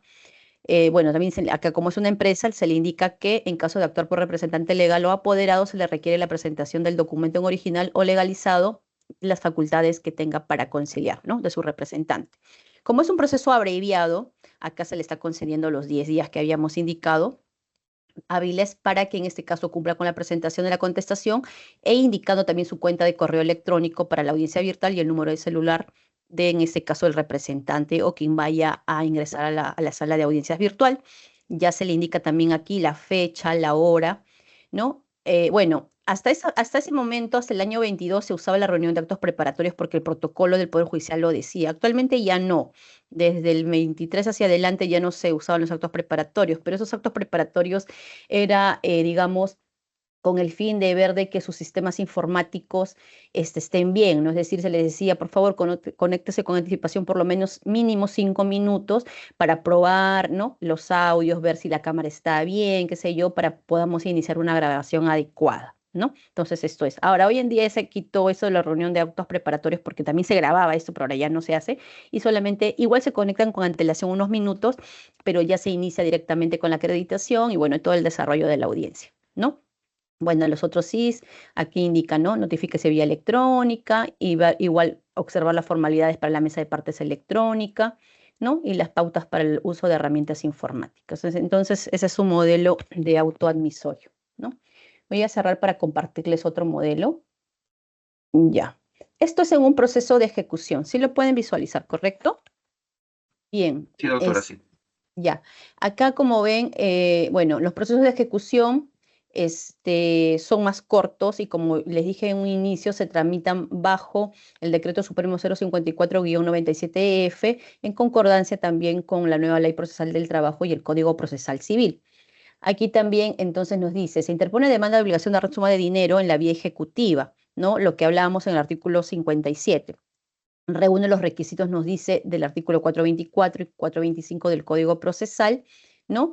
Y, bueno, las bases legales, que es el 054 que habíamos mencionado. Bueno, acá también hace referencia al artículo 37 del 054 sobre los requisitos. Bien, una vez que se ha indicado la base legal, bueno, les dice aquí, corresponde notificar a la ejecutada para que presente su absolución o contradicción de acuerdo al artículo 38 de esa misma norma, y le dice adicionalmente también, ¿no? Debe verificarse esos artículos en el Código Procesal Civil, el 688, 690, etcétera. Entonces, ¿qué resuelve? Admitir a trámite la demanda interpuesta por Profuturo AFP, ¿no? En la vía procedimental correspondiente, que es un proceso de ejecución, y aquí solamente son 5 días para que realice la contradicción.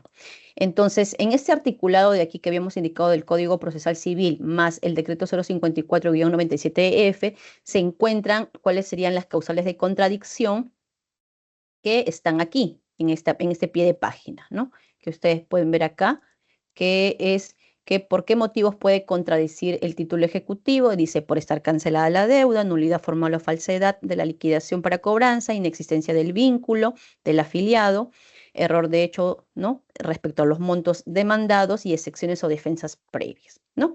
Entonces, este es un modelo también de auto admisorio que ha cumplido con los requisitos de admisibilidad y procedencia, por lo cual se calificó y se admitió. Bien, vamos a otro modelo. En este caso vamos a buscar, a ver, una de improcedencia. Bien, en este de improcedencia, a ver, voy a agrandarlo un poquito. Ya, en este de improcedencia, por ejemplo, le dice, ¿no? El solicitante presenta el ingreso de la demanda, la misma que se encontraba en la bandeja de calificación, debido a un error en el ingreso de dicha demanda a la judicatura del juzgado y error atribuible al abogado de la parte solicitante, habiendo ingresado dicho escrito por error, generándose el ingreso de la presente demanda. Entonces entiendo que ha presentado una duplicidad, ¿no? Una duplicidad. A ver, creo que tendríamos que ver la razón para poder entenderlo. O de Señor repente juez. no tenía competencia, ¿verdad? También, exacto, vamos a leer. Señor juez, en cumplimiento de mis funciones informo que se procede a dar cuenta de la presente demanda y del escrito que solicita archivo. Ya, con ese de aquí solicita archivo.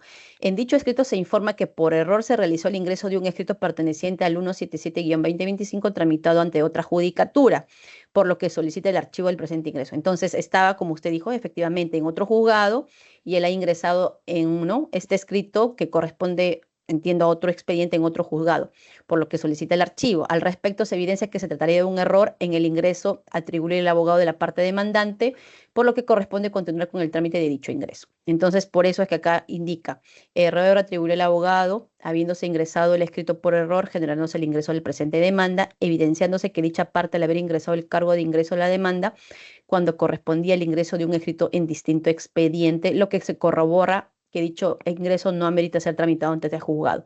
Para eso, se entiende, se ha hecho la consulta en el SIG-EJE, en el Sistema Integrado Judicial de ese expediente.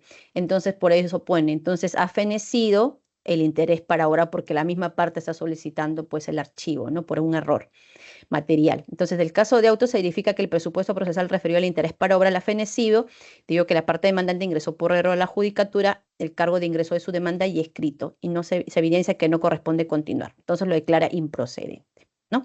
Acá no es que en todo caso los requisitos de forma y de fondo están mal, sino simplemente ellos por un error involuntario ingresaron esta demanda que no correspondía y ellos mismos solicitan el archivo, entonces se declaran, ¿no? En este caso la improcedencia, pues si no se tramita la demanda, ¿no? A ver, vamos a buscar otro modelo. Inadmisibilidad, ya. Este es inadmisible. ¿Por qué es inadmisible? A ver qué faltó aquí. A ver, dando cuenta. No, pero... ya, pero esta es una inadmisibilidad con nulidad. A ver, o sea, se ha hecho en un solo auto la nulidad también. Dice, en cumplimiento de mis funciones, informo que revisada la presente causa, esta fue admitida mediante resolución número 1. Debo señalar que del contenido de dicha demanda se aprecia que el domicilio de la demandada en Avenida Argentina, dice, como se aprecia, no indica numeración del inmueble. En tal sentido, no corresponde admitir la demanda. Claro, porque si no hay un domicilio claro, no se puede admitir. Correcto, tendría que haber subsanado la parte. Entonces, esta es la resolución 2. Entiendo que hubo un admisorio que admitió con una demanda con una dirección incompleta o imprecisa de la parte demandada, y fue en la resolución número 1. Entonces, la resolución número 2 lo que hace está declarando la nulidad de ese auto emisorio porque no correspondería. ¿Y cómo se dieron cuenta? De pronto porque llegó la cédula de vuelta porque no está el domicilio preciso, ¿sí? Entonces acá hablan de la base legal de la nulidad, que es retrotraer el proceso hasta donde se dio, digamos, la falta o el error de derecho, ¿no? De hecho. Entonces acá bien en el cuarto vemos. En este orden de ideas se advierte que la resolución 1 se habría incurrido en nulidad insubsanable. Dice, en el presente proceso ya se había emitido el correspondiente auto emisorio. Claro, y a veces lo que les decía. Entonces, ¿qué procede? Declarar de oficio la nulidad de este auto admisorio, reponiendo el estado de la causa, por lo que procede calificar, o sea, retrotrae, ¿no? Bien, entonces acá empieza con lo que sería la calificación adecuada, ¿no? Indica los articulados de la nueva ley del Código Procesal Civil y también la inadmisibilidad porque es una facultad del juez declarar la misma, y dice, de la revisión y análisis de la demanda se verifica que no se ha cumplido a cabalidad con el requisito descrito en la última parte de ese considerando, toda vez que el domicilio real de la ejecutada es Avenida Argentina Callao Callao, y resulta incompleta, pues no se ha señalado numeración municipal, urbanización, calle o sector, por lo que debe ser precisado y brindar mayores referencias, ¿no? En consecuencia, se declara inadmisible, se concede 5 días para las observaciones para que subsane. Y como habíamos indicado, si subsana adecuadamente con con una dirección completa, entonces se admite trámite. Si no subsana adecuadamente o subsana fuera de plazo, se rechaza. Bien. A ver, otro modelo. Vamos a ver de qué más hay. Rechazo. A ver, hay rechazo. Sí, rechazo. A ver, ¿por qué está rechazado? Ah, ya. En ese caso es como decir la continuación del anterior, ¿no? Rechazaron porque al parecer adecuadamente no habían subsanado. Como vemos acá, los demandantes al parecer son una sucesión, ¿no? Una sucesión porque todos tienen los mismos, bueno, apellidos.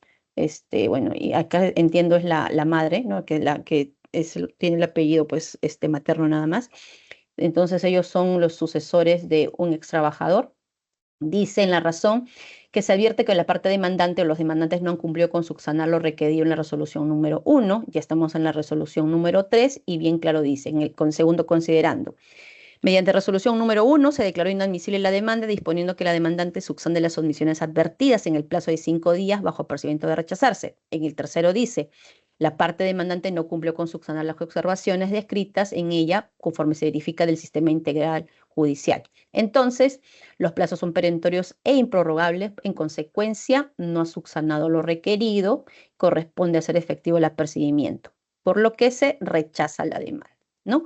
Luego de eso, bueno, habíamos indicado que ante el rechazo se puede apelar igual en el plazo de 5 días, pero si pasado este plazo no se apela, pues simplemente se declara el consentimiento y se va al archivo. ¿Sí? Bueno, esos eran algunos de los que quería compartir, ¿no? Más o menos de las demandas en sus estados, sea como admisorios, inadmisibles, improcedentes. Bien. ¿Tienen alguna otra consulta, dado que, bueno, antes de la pausa habíamos hecho varias interrogantes que tenían? No sé si tienen alguna otra. Doctora, buenas noches. Una consulta. Sí, Ahora buenas que noches. estaba indicando acerca de la notificación, por ejemplo, algunas empresas grandes o de almacenes que están en la Avenida Argentina, a veces no consignan una dirección, ¿no? En ese caso, ¿cómo es A ver, ¿cómo que no por consignan ejemplo, una dirección? ¿Quién no consigna una dirección? de manera física? O sea, me refiero a que en las afueras del edificio, en la Ya. fachada, Ah, ya, no no tiene una está. numeración municipal, digamos, de manera que se pueda visualizar. ¿A eso se refiere? Exactamente, ¿Ya? a eso mismo me refiero. Entonces, pero el trabajador obviamente sabe dónde queda el edificio, cuál es la puerta y todo eso, ¿no? Y en ese Correcto. caso, bueno, si el demandante, en este caso el trabajador, coloca que es la dirección 1450 y ese edificio no tiene una numeración visible en la fachada, ¿cómo es que se le podría notificar a la empresa para que tome conocimiento de la demanda, ¿no? Correcto. Ya, a ver, acá tenemos los siguientes supuestos. Digamos, si en la demanda el demandado coloca la numeración 1450, efectivamente usted, como dice, no tiene numeración. Lo adecuado sería que el demandante precise o dé mayores referencias. Por ejemplo, se encuentra a media cuadra de un grifo Repsol, al costado se encuentra, pues, no sé, una tienda u otro almacén, inclusive acompañar el Google Maps de ser, ¿no? Ser factible, donde con una señalización de dónde se encuentra la empresa, ¿no? Para de tal manera determinar, porque, por ejemplo, pone esa numeración, va el notificador y no encuentra, ¿no? Esa numeración, por más que busque, qué sé yo, o de pronto notifica en otro lugar, ¿no? Pero digamos, si no puede notificar porque no encuentra, el notificador hace una, ¿no? Hace una reseña en la cédula física y dice, no se encontró la dirección, no tiene que identificar el predio, ¿no? Entonces se le corre traslado al demandante y se le dice, de ser posible, usted adjunte, ¿no? El Google Maps que le decía yo como un croquis y de ser posible, inclusive hasta fotografías de la fachada del inmueble, ¿no? Entonces, para efectos de, digamos, todos estos tips tener en cuenta si es que no queremos que pues venga, ¿no? La devolución de la cédula. Ahora, si aún así persistiera 2, 3 veces, porque ha sucedido casos en los que por más que de repente el trabajador adjuntó estos medios, ¿no? El Google Maps, el croquis y qué sé yo, en el peor de los casos, bueno, podría solicitar inclusive de pronto la habilitación para que el secretario, bueno, o el técnico, lo acompañe a hacer la notificación, ¿no? Con el demandante. Pero ya sería muy excepcional si efectivamente no encuentra, pues, el predio, ¿no? Sí, doctora, una consulta. Sí. Doctora, una consulta. Mire, si en un proceso de ejecución para el cumplimiento de una resolución administrativa del Ministerio de Trabajo, ya, ¿no? Al final el proceso de ejecución se cae, ya se declara no fundada la contradicción. ¿Por qué? Porque en el contenido de la resolución no se señalaba, por ejemplo, montos, ¿no? Montos de lo que debería pagarse al trabajador. O sea, no estaba muy precisado en la resolución el contenido de la suma líquida o liquidable. Entonces, entiendo en el documento administrativo, ¿cierto? Así es, así es. Ya. Entonces, la demanda al final se queda fundada la contradicción, pero se le deja a este sábado el derecho del demandante para que pueda usar otra vía, ¿no? Entonces, ahora el demandante presenta otra demanda en una vía de un proceso abreviado y nuevamente discute lo mismo. La pregunta sería, ¿tiene algún mérito esta resolución en este nuevo proceso o ya sería tomado como una deuda laboral común nada más? ¿Cómo algún mérito? No le entendí eso. O sea, la resolución administrativa tiene algún mérito para que tenga, digamos, una certeza del derecho del trabajador en este nuevo proceso, o es que solamente se debe tirar como una deuda laboral corriente nada más. Bueno, la pregunta no está formulada, pero si entiendo que está ejecutando usted una resolución o pretenden ejecutar una resolución administrativa, ya constituye un título ejecutivo, por lo cual... Sí. ¿Perdón? En el proceso de ejecución se cayó el proceso, se cayó el proceso porque se quedó fundada la contradicción planteada. Ahora se ha ido a otro proceso abreviado, donde nuevamente está pidiendo que se cumpla lo que ha dispuesto esta resolución. Entonces, lo que yo le preguntaba, ¿en este nuevo proceso también se debe darle mérito a esta resolución o es que ya perdió mérito? No. La resolución administrativa no es que pierda mérito. El tema es de que de pronto en la anterior, digamos, en la casuística que usted me está proponiendo, es que se declararon fundada la contradicción, es porque la parte demandada justamente pudo debatir o contradecir válidamente los argumentos. De pronto dijo, no es ejecutable, es lo que entiendo, según lo que me está diciendo, ¿cierto? Claro, así es. Ya, sí, así es. Entonces, lo que pasa es que, esta resolución administrativa, para que sea, digamos, considerada como un título ejecutivo válido, la norma es clara, le dice, tiene que ser clara, precisa y bajo qué contexto se debe cumplir, o sea, los términos en los que se debe cumplir.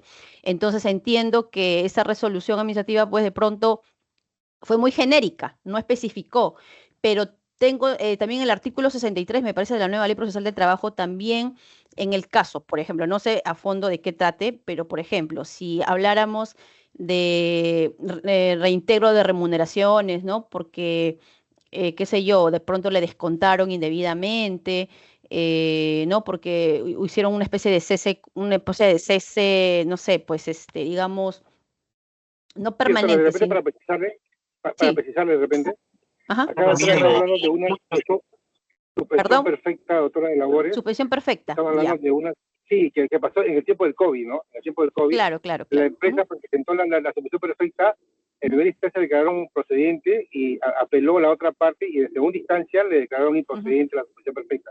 Ahora él se va para que Claro, dé tiene que dé reintegrar cumplimiento al pago. esos saberes, digamos, ¿no? Claro, pero en el proceso de ejecución se quedó fundada la contradicción. Ahora se ha Ya, ido a un sí. nuevo proceso. Mire, en el artículo 63 habla de los derechos, no recuerdo el nombre, accesorios, tiene un nombre, pero indica que inclusive en ejecución se podrían cuantificar si estos no se encuentran, digamos, en el documento. ¿Y cómo lo cuantifica? De manera sencilla, de la boleta. Por ejemplo, si fueron 10 días, 2 meses, 3 meses, 4 meses, se toma como base de cálculo las remuneraciones que se percibieron en aquella época y se hace una cuantificación, simplemente una multiplicación, suma, resta, y con eso se puede cuantificar. Y es más, lo que yo en todo caso recomendaría, que en el nuevo proceso, como ya tuvo esta experiencia, es decir, digamos, invocando el artículo 63 de la nueva Ley Procesal del Trabajo, en el cual me permite cuantificar, ¿no? Si bien es cierto, el documento no lo indica, pero tomo como base de cálculo las remuneraciones que percibía antes de esta suspensión y que me hubiesen correspondido, lo cual cuantifica el monto de tanto. Eso es lo correcto, porque en ejecución se puede hacer inclusive eso. Claro, doctora, o sea, la pregunta mía era solamente si también se le da validez a esta resolución administrativa en todo caso. Es que la resolución administrativa no ha perdido validez. O sea, no ha perdido validez en ningún momento, salvo que haya sido declarada la nulidad. Nada más, solo en ese caso. Ya, doctora, muchas gracias. Sí, Ok. yo lo comprendí bien. Gracias. Sí, ok. Sí. Bien, señores, ¿alguna otra consulta o duda antes de concluir? Sí, bueno, creo que nadie tiene ninguna otra duda al respecto. Bueno, entonces, bueno, doctora Elizabeth, ya creo que hemos culminado porque tenemos, bueno, para la siguiente sesión ya tenemos el desarrollo, ¿no? Lo que serían las audiencias, la actividad probatoria, la sentencia y, bueno, todo cómo se va desarrollando el proceso laboral. Bien, doctora. Sí, muchísimas gracias, doctora Cigüeñas, por su brillante ponencia. Ha quedado todo claro, muy brillante, muy didáctico, y la esperamos en la próxima semana. Muchas gracias a todos los participantes también. Que tengan buenas noches. Bien, buenas noches doctora. con todos los presentes hasta la siguiente sesión. Gracias. Muchas gracias, buenas noches. Ok, buenas noches. Muchas gracias. Buenas noches. Buenas noches. Gracias. Sí, buenas noches, gracias.